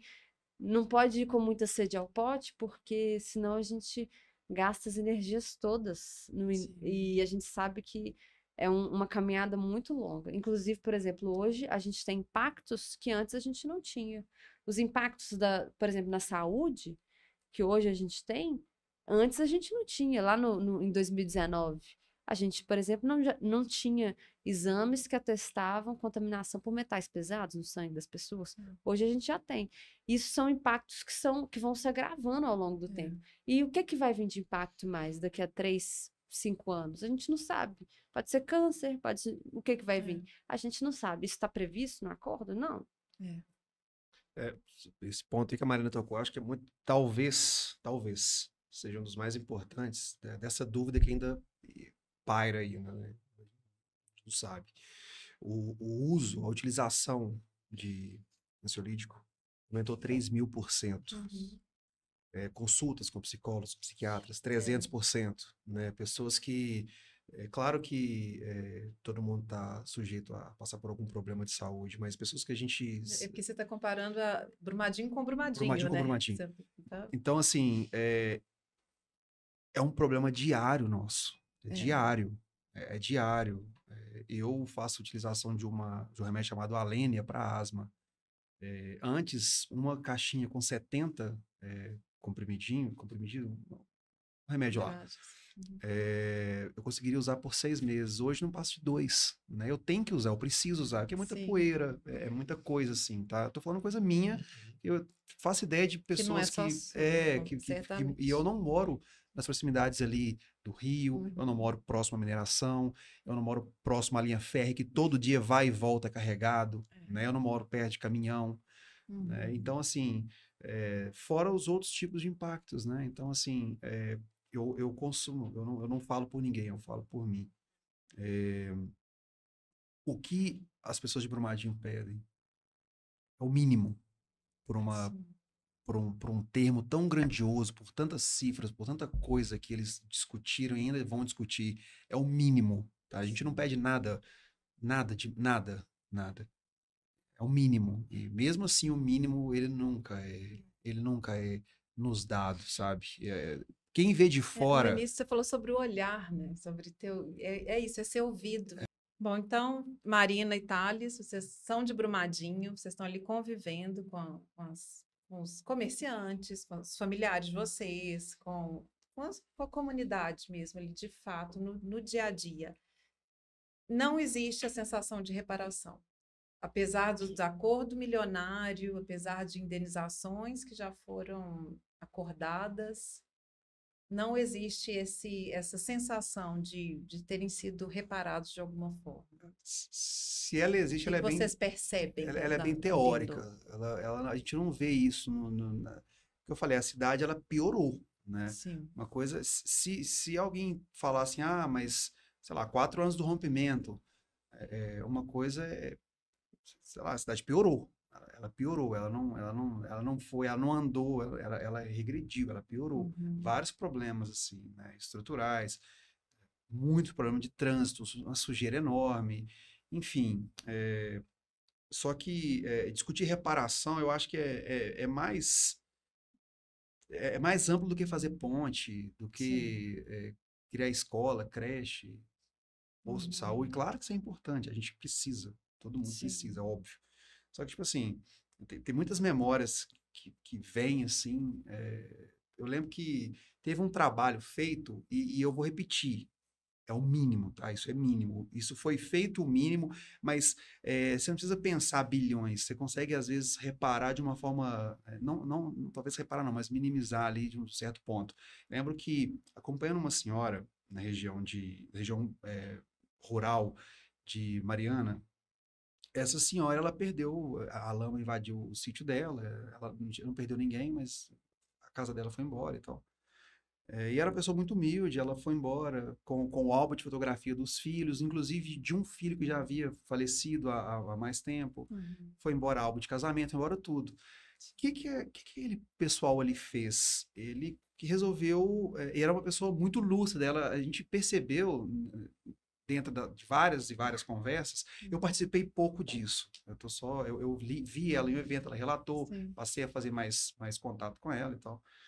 Mas eu não vivenciei isso, não. Ela contava, ela narrava tudo com uma riqueza de detalhe, assim, imensa, muito imensa. Ela falava, nossa, mas meu filho gostava de usar uma camisa com uma gola, com uma cor diferente, e ele gostava de pintar o cabelo dele sempre pro lado de cá, não pro lado de lá. Assim, uma riqueza de detalhe imensa. E eles tiveram a ideia de contratar algum desenhista para poder mostrar como que era, para ela tentar falar como que era o filho dela e tal. Enfim, fim das contas, meio que reconstruíram um álbum que ela tinha perdido, com vários desenhos ali e tal. E para ela aquilo ali teve um valor, assim, enorme. Primeiro porque ela falou a respeito daquilo, ela desabafou. Alguém ouviu. Ela foi notada, ela viu que ela não era somente mais uma atingida, ela não era um número. Né? A questão do zoom, quando você dá zoom, você percebe mais coisas. E ela se sentiu totalmente acolhida. Então, assim, não refizeram, não recriaram, não pegaram de volta o álbum de fotografia dela. Não era a foto oficial ali do filho dela, não era. Mas era um desenho que representava e que para ela, naquele momento, dentro daquela situação dela, tinha o mesmo valor. Sim. Um valor totalmente... que não é indenização, não é dinheiro que você vai lá e compra. Não é. A gente brinca, a gente conversa muito assim sobre indenização, e quem é de fora sempre fala, nossa, mas o pessoal de Brumadinho tá tudo rico. O pessoal de Brumadinho tá com dinheiro, que não sei o quê. Cara, não é dinheiro, sabe? Não é. Não a gente repara. não tá falando de dinheiro. É porque é tão focado nessa vida que o próprio capitalismo força a gente a acordar cedo, trabalhar e dormir e tomar remédio para poder acordar cedo amanhã e trabalhar de novo, né? Isso, além de ter gerado um rompimento de barragem, ainda gera ainda faz com que a sua luta não seja legítima, porque é tudo dinheiro, né? O pessoal para uma rua, é dinheiro que está querendo. Os indígenas fazem algum movimento, os remanescentes quilombolas fazem um movimento, eles querem dinheiro. Não, nem tudo. Se eles parassem e ouvissem e fossem atender de fato, eles vão ver que é tudo mínimo. Tudo é mínimo. Né? É mínimo. É dentro daquele padrão pequeno ali que cada comunidade pode ser ouvida e pode ser atingida. Né? E pode ser orientada a ter talvez conquistar, a chegar nessa reparação, né? É o mínimo que pede. Não é enviar bilhões, né? Não é isso, é o mínimo. Se pelo menos tivesse sido ouvido, não foi. E quando a gente escuta cada um na clínica, né, psicanalítica ou numa terapia, isso fica muito evidente. Ok, recebeu uma indenização, a família está ali suprida financeiramente, de alguma forma, mas isso se tratando assim, de uma reparação psíquica, vamos falar assim, isso não alcança, não atinge. Tem conflitos até em relação a esses valores, né? Como eu citei a Andresa, né? Que fala lá sobre colocar preço no filho, ainda tem isso de eu estou recebendo esse valor. Tem uma citação também, acho que foi não sei se foi o Coveiro, que está no livro da Daniela Arbex, ou uma outra pessoa que ela cita lá, que fala, nossa, o que eu estou fazendo? Recebendo esse valor porque outras pessoas morreram. Acho que no caso dele nem é algum familiar, não. Mas, enfim, o que eu estou dizendo, assim, não se trata de substituir o objeto. Assim, isso não é possível. Né? Não é possível restaurar, não é possível ter de novo. Aí eu queria que o Rafael falasse um pouco para a gente, assim, a partir da psicologia, sobre essa reparação psíquica, sabe? Colocando essa questão do olhar que o Thales trouxe também, sobre o primeiro programa que a gente gravou, comentei com uma amiga, ela falou assim, nossa, eu vou falar nos grupos de mulheres e de familiares de vítimas que alguém viu a gente, foi exatamente a expressão. A gente existe, alguém viu, a gente falou sobre a gente. Eu acho, assim, tem uma questão que é complexa, né? Porque, de algum modo, essa ideia de uma reparação que repara, né? Quer dizer, dá uma ideia de que fecha uma história, né? Sim. Não há reparação possível. O dano, ele é irreparável. Né? Então, de algum modo, alguém que escuta é alguém que pelo menos testemunha o que não é possível remediar de fato, né? Então, essa ideia de uma estrutura que vai completar e fechar e vai dar um sentido, muito complicado, né? Agora, de algum modo, a gente está falando de vidas perdidas, de pessoas né, que não estão ali, então eu imagino que a reparação, para uma boa parte delas, faça um sentido, dá um sentido para ela, né? Que não a substitui, que não fecha, mas que, de algum modo, aparece ali como algo que ajuda na vida cotidiana, né? Então, acho que tem essa dupla complexidade. O ideal é que fosse aliado a um outro trabalho. Eu acho que o ideal, de outra ordem. Talvez o ideal, não sei se a palavra é ideal, mas talvez uma possibilidade seja um testemunho que seja genuíno de uma situação. Né? De algum modo, na minha experiência de pesquisa, o que eu vi é que as pessoas queriam saber muito se eu estava sendo honesto. Né? O que eu estava fazendo ali, quer dizer, que eu não estava enganando. Porque o lugar do engano, da fantasia, né? Então, você faz ali um acordo bilionário e tira foto sorrindo, como se aquilo fosse algo bom, né? Na verdade, aquilo vem depois de uma outra história, né? Essa outra história ela é mais importante. Né? Então, essa história da recriação do álbum ali é muito interessante, né? Um modo de uma experiência daquele sujeito, né? Agora, É isso, né, Rebeca? Assim, eu acho que pela clínica, a gente entra na experiência do singular também, né? De algum modo, cada um ali vai ter alguma coisa que vai ser possível trazer um traço do outro, né? Um objeto, uma vista, uma lembrança, né? Agora, eu acho que a ideia da reparação, ela tem um lado ruim, assim, porque ela dá uma ideia de que remedia. Só um caso, tem alguns amigos, assim, que quando teve né, a situação em Mariana, do ponto de vista ambiental, um colosso, né, uma destruição tremenda, assim. E aí veio a reparação do Rio Doce, e aí um conhecido meu, um amigo meu, falou assim: não dá para construir 3 rios doces assim, com esse dinheiro.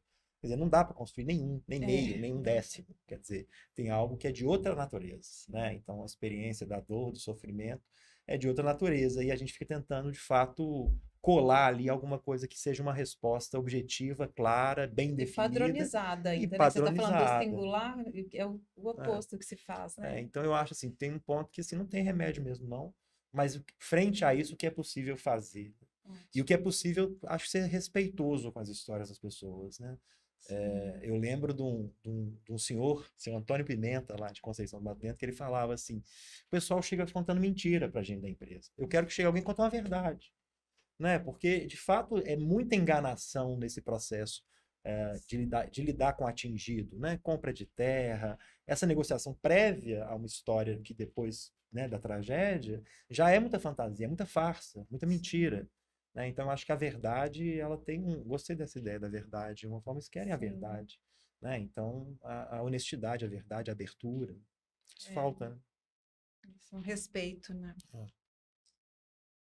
Bom, gente, o fato é que não é possível ter a mesma casa de novo, ter o mesmo solo de novo, né? Não é possível ter o mesmo refeitório de novo, do mesmo jeito que não é possível também ter de novo o pai, a mãe, o marido, a esposa, o primo. Não é possível ter de novo, né? O objeto foi perdido. Agora é isso que o Rafael está falando, né? O que a gente faz diante disso que se perdeu? Não é possível ter de novo, mas é possível construir algo novo, né? E como? Como? Diante de tanta devastação, de tanta destruição. O problema é que sempre acontece, né? O problema ele é diário, né? Todo Sim. dia surge alguma nova coisa. É. Então, assim, você tem que lutar contra de hoje até lá para trás. E não é só hoje, depois do rompimento, né? Porque, Rafael, me fala se eu estou enganado, na sua tese, eu tive a impressão de que você chama de atingido até antes, não é atingido porque rompeu, é atingido pela mineração, é isso? É atingido pelos impactos indiretos e diretos, Sim. né? Esse ciclo, transporte, vias impedidas, sujeira, poluição, estão os atingidos Eu de achei todos os também isso como impactos, um né? significante, sabe? Eu vi como assim, é Atingido é bom. atingido, não é assim, é muito, é forte, né? Assim, quer dizer, Sofre um impacto diário, é né? forte, Principalmente quem ainda não é pouca coisa. depende da minério, é totalmente dependente daquele minério que sai ali, daquela empresa que trabalha nessa pseudo-reparação ali. Essas pessoas, elas...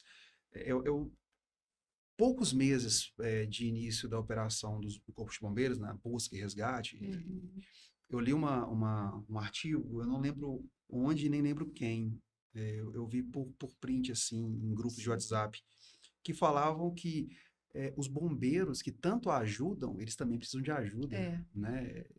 Eles já estavam ali esgotados e tal. Nossa. Aí eu vou trazer um exemplo muito próximo, assim, a Marina, por exemplo, que está desde o dia 25, aliás, desde o dia 24, né? Porque sempre lutou.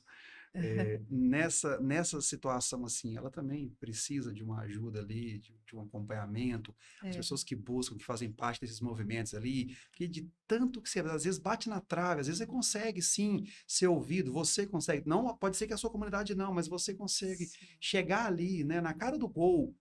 Eles não vão fazer nada, mas eles pelo menos vão te ouvir. Você bate na trave, talvez aquele fiozinho de esperança que lá na frente vai ser cortado, e você sabe muito bem disso. Isso vai desgastando de uma tal maneira que vai te tirando força. E é o que eles querem. Eles querem te tirar força. Eles podem não te tirar força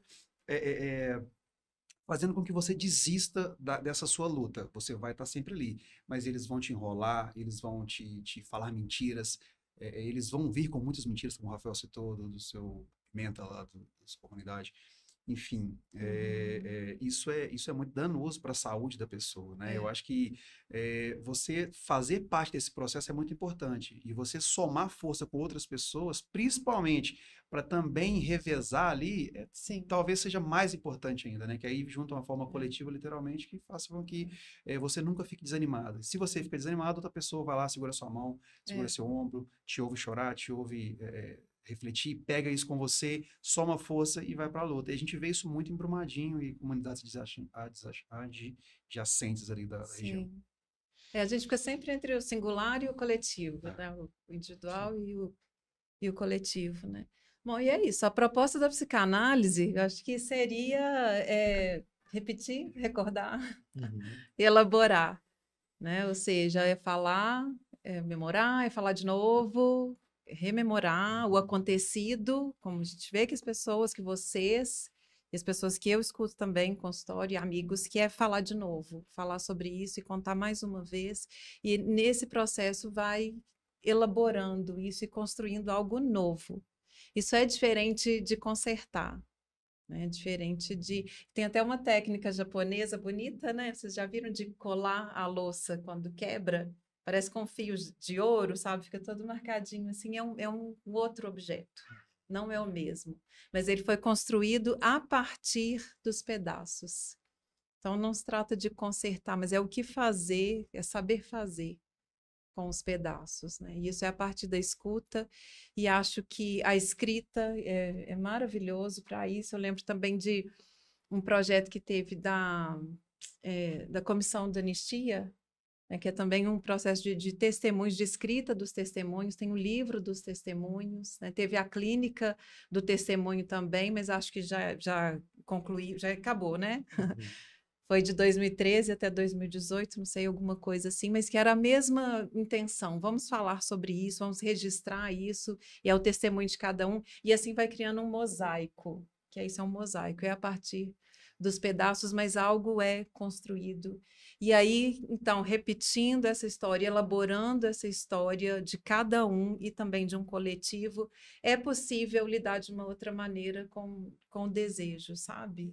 É possível desejar de novo, não é, Rafael? Eu acho que sim. É possível sair do luto, é possível sair do luto que paralisa para um que te impulsiona. Eu acho que é um pouco essa sua lembrança do repetir, recordar, né? Elaborar. É um texto do Freud, repetir, recordar, elaborar. Bom, porque, de algum modo, é a possibilidade de voltar e, ao voltar, ver diferente. Né? Quer dizer, de algum modo, o problema é a repetição pela repetição, né? E o que, pegando essa estrutura, que eu fiquei pensando muito só nessa possibilidade de uma outra mineração, né? A Marina falou mineração com soberania. Quer dizer, enquanto o jogo de poder e política for desse jeito, né?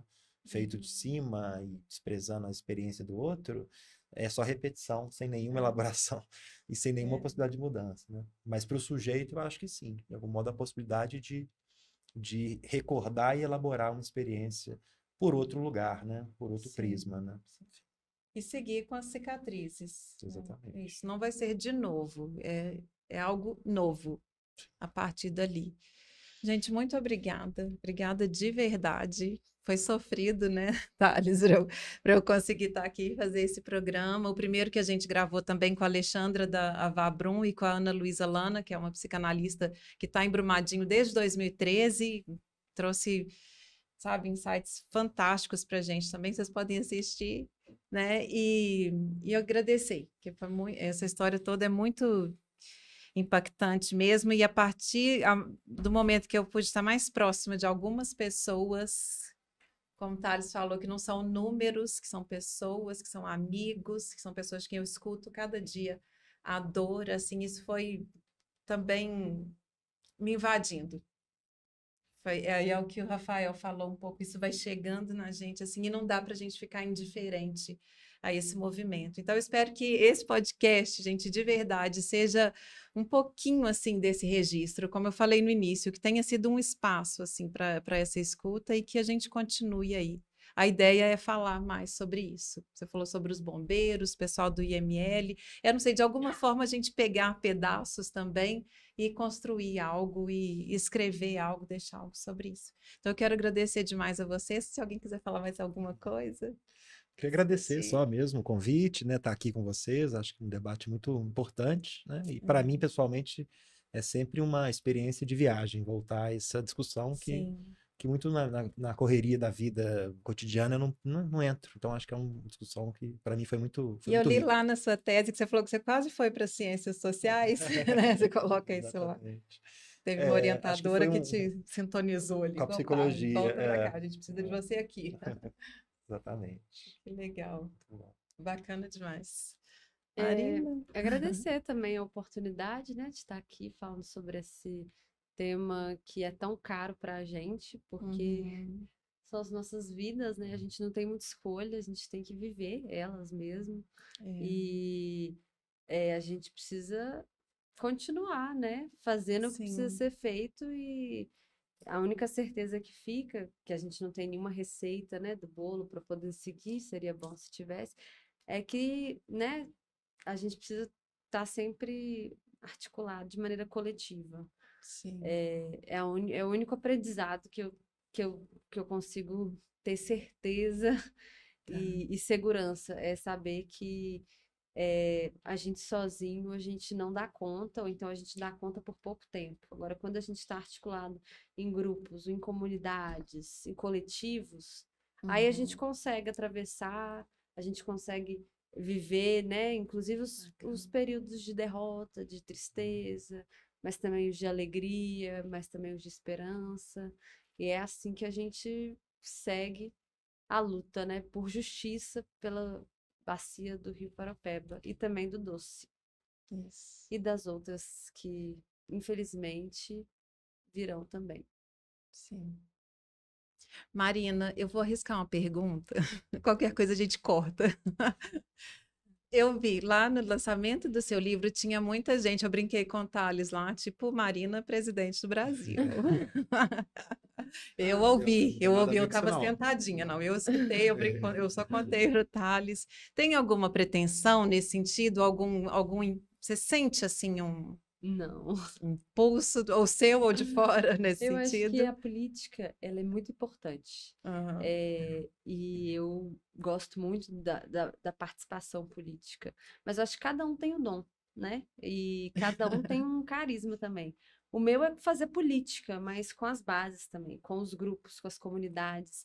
Eu gosto disso, sabe? Da gente se apropriar dos nossos direitos, demandar. E isso também é um fazer política, né? Então, sim, isso é fazer política que eu gosto muito de fazer. E que também não é só alegria, não, né? Não. É muito... Esse problema, né? Brumadinho, não é uma questão individual, né? É uma questão coletiva. Sim. E os impactos, eles são coletivos também. E os problemas, eles são coletivos também. Então, assim, a saúde, o problema da saúde, ele é coletivo também, né? Eu fico falando, né? Porque tem gente que vê assim, fala assim, nossa, Marina, jovem, lá, faz negócio e tal. Eu fui mais uma das pessoas que entrou para a estatística, né? Tomando antidepressivo, tomando ansiolítico, querendo morrer também. Então, assim, e é importante falar disso, porque a gente tem vergonha de falar disso, né? De falar assim, nossa, eu sou doente. Nossa, eu não dei conta. Mas isso mostra como que isso tem pouco a ver com o indivíduo e tem muito mais a ver com o problema que é produzido, né, socialmente. Então, assim, ninguém está imune. Se a gente tem um coração, se a gente está dentro de uma realidade que machuca, que é violenta, a gente também vai para o chão, né? Então, e a gente precisa criar as estratégias de ir se reerguendo. E a estratégia que eu fui aprendendo foi com as comunidades, de maneira coletiva, escutando, errando junto também. Mas sim, eu tenho pretensões políticas, mas é da política construída com as bases. Não da política eleitoral. Sim, ótimo. E que bom que você está falando sobre isso. Não é vergonha, né? Falar sobre um momento de fragilidade e que bom que a gente tem esses recursos também quando são necessários e quando são bem indicados, né? E que bom também que você é um exemplo, sim, desse saber fazer com isso que passou destruindo, arrastando, soterrando, né? Não, eu só trouxe um ponto, a colocação da Marina, que assim, é o sofrimento da militância, sabe? Sim. Tem da militância de vários âmbitos diferentes, de ordens diferentes, temas diferentes, há uma questão muito visibilizada, né? O sofrimento e as respostas ao sofrimento por parte de quem milita por uma causa. Né?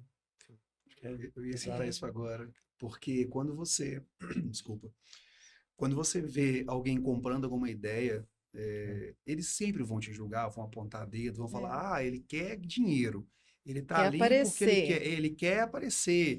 O pessoal da Caritas sofreu muito e ainda sofre em Mariana. O pessoal da AEDAS também, MAB, outros e tantos outros movimentos assim.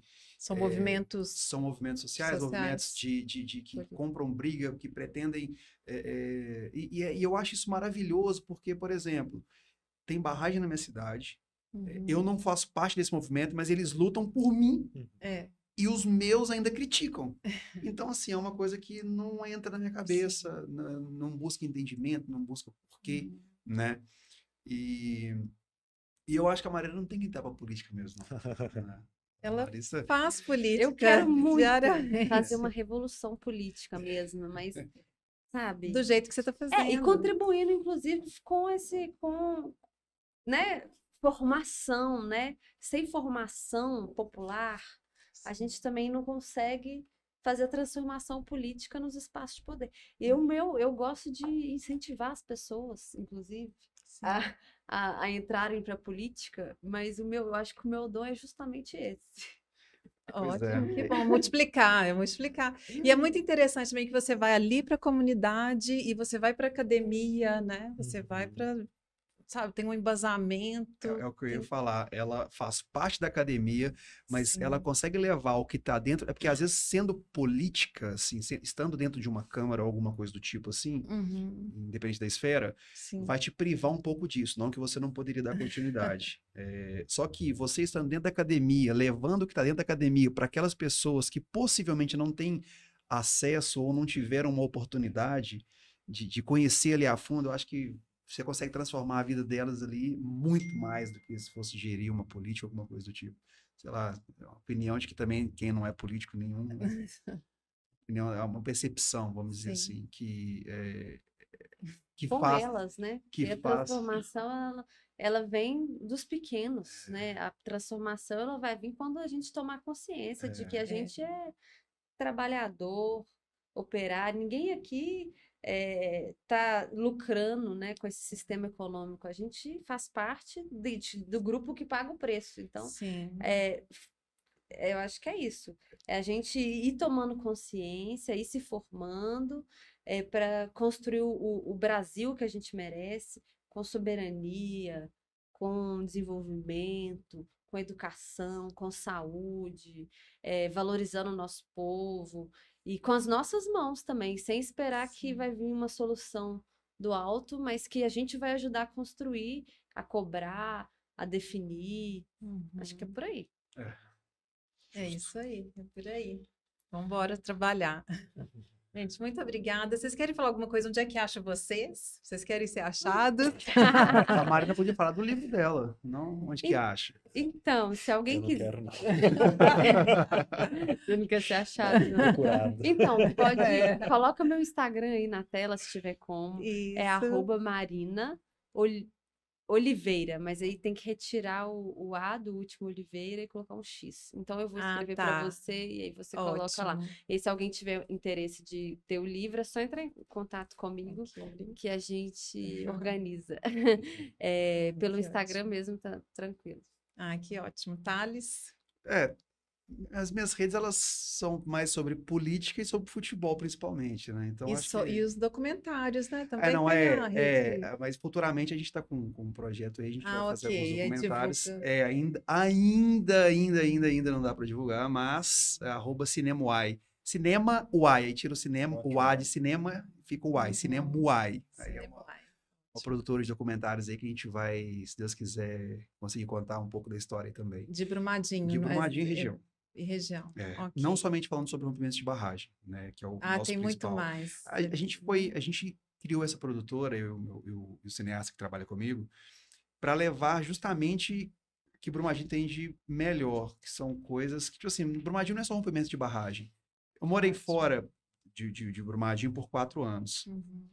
E desde que eu estou fora, mas ainda assim muito presente, toda vez que eu falava assim, sou de Brumadinho, a pessoa que conversava comigo, sei lá, de qualquer lugar do mundo, eu sentia que ela estava com dó de mim. Sim. Sentia que ela estava com pena de mim. E isso é muito chato.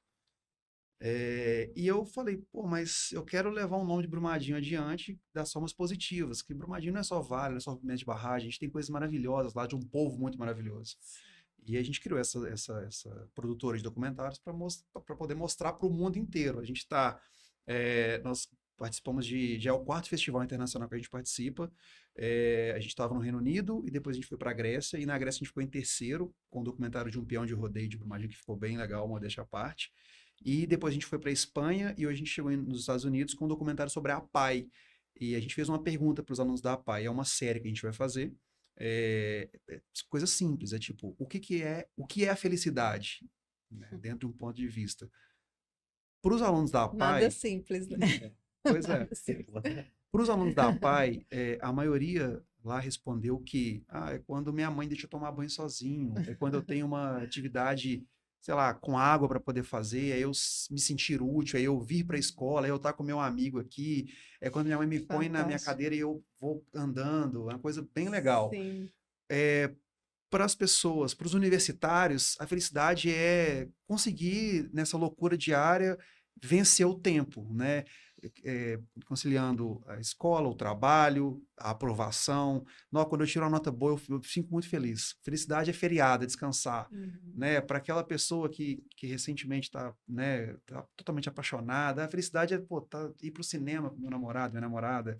Né? Então, isso é muito relativo. Então, várias cadeias da sociedade, assim, a gente vai mostrar o que é felicidade de visões diferentes, e esse documentário está hoje, aliás, hoje não, a partir do dia 16, nos Estados Unidos.